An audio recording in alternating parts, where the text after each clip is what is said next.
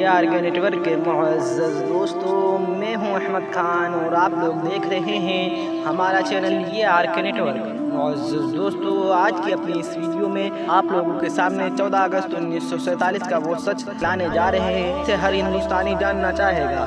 दोस्तों, आज की अपनी इस वीडियो में आप लोगों को उस रात के बारे में बताएंगे कि जिस रात में हिंदुस्तान के इतिहास, जोग्राफिया, मुस्तकबिल और सोच को बदल दिया था। मुअज़्ज़ज़ दोस्तों, वो रात थी आज़ादी की रात। मुअज़्ज़ज़ दोस्तों, दिल्ली में 14 अगस्त की शाम से ही जोरदार बारिश हो रही थी। रात के 9 बजते बजते रायसीना हिल्स पर तकरीबन 5 लाख लोगों की भीड़ जमा हो चुकी थी और बारिश अब भी जारी थी। रात को तकरीबन 10 बजे सरदार वल्लभ भाई पटेल, जवाहरलाल नेहरू, डॉक्टर राजेंद्र प्रसाद और Mountbatten Viceroy House पहुंचे। 14 अगस्त 1947 की रात थी और 12 बजने में कुछ ही मिनट बाकी थे। तभी हमारे देश के पहले वज़ीर आज़म यानी कि श्री जवाहरलाल नेहरू ने 2 लाइन कहकर अपनी तकरीर शुरू की थी और वो लाइनें कुछ इस तरह थी। At the stroke of midnight hours when the world sleep, India will be awake to life and freedom. इसका मतलब ये हुआ कि जब सारी दुनिया सो रही होगी तभी हमारे भारत को एक नई जिंदगी मिलेगी, यानी कि हमारा भारत देश अंग्रेज़ों की चुंगल से आज़ाद हो जाएगा। मुअज़्ज़ज़ दोस्तों, कुछ ही देर में 12 बजे और 15 अगस्त का ये दिन भारत देश के लिए खुशियाँ लेकर आया और 190 सालों बाद ब्रिटिश हुकूमत से हमारा देश आज़ाद हुआ था। लेकिन इन खुशियों के साथ साथ भारत देश को उतना ही गम था, क्योंकि हमारे देश ने अपना 3,46,738 स्क्वायर किलोमीटर का रकबा और 8 करोड़ 15 लाख लोगों को इसी एक रात में गंवा दिया था। यानी कि हमारा देश 2 टुकड़ों में बट गया था, हिंदुस्तान और पाकिस्तान। दोस्तों, हमारा देश भारत ऐसे ही आज़ाद नहीं हुआ, बल्कि 15 अगस्त 1947 से बहुत पहले ही ब्रिटिश गवर्नमेंट का खात्मा होना शुरू हो गया था। गांधी जी के जन आंदोलन से हमारे देश में नई क्रांति की शुरुआत हुई थी, तो दूसरी तरफ सुभाष चंद्र बोस की आज़ाद हिंद फौज ने अंग्रेज़ों का जीना मुहाल कर रखा था।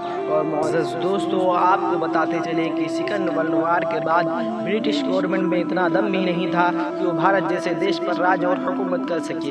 इसलिए माउंट बेटन को भारत का आखिरी वाइस रॉय बनाया गया था ताकि भारत मुल्क को ऑफिशियली तौर पर आज़ादी दी जा सके।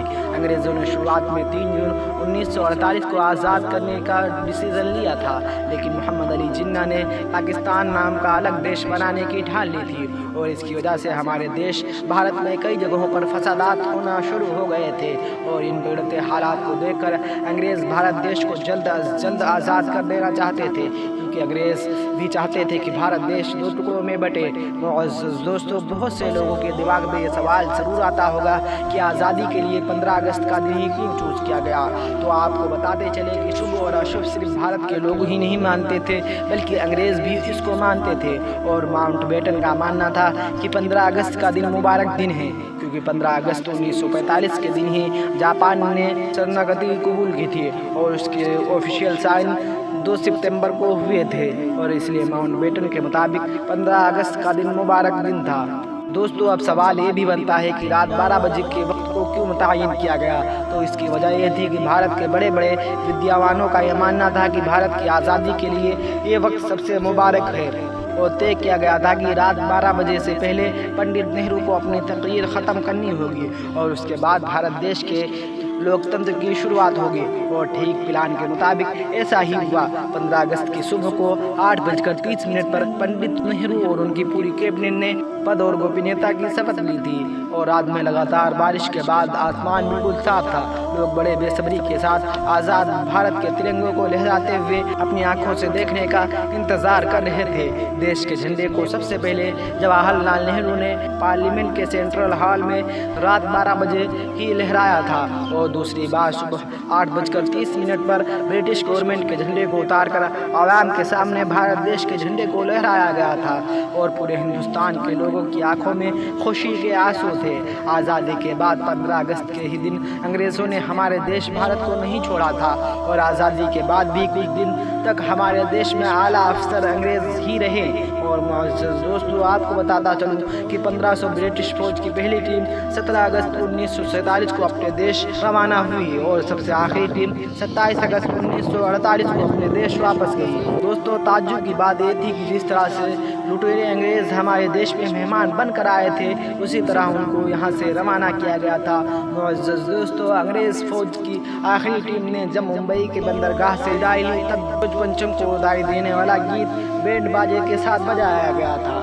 معزز دوستو آپ کو بتاتے چلے کہ ہمارے دیش کی آزادی کی لڑائی میں ہر اس شخص نے حصہ لیا کہ جس کو آزادی چاہیے تھے، پھر وہ چاہے ہندو ہو، مسلمان ہو، سکھ ہو، عیسائی ہو، سب نے آزادی کی لڑائی میں حصہ لیا اور سب نے آزادی کی لڑائی میں اپنی اپنی قربانیاں دیں۔ کوئی یہ کہنے والا نہیں ہے کہ صرف ہم نے اپنے دیش کو آزاد کرایا۔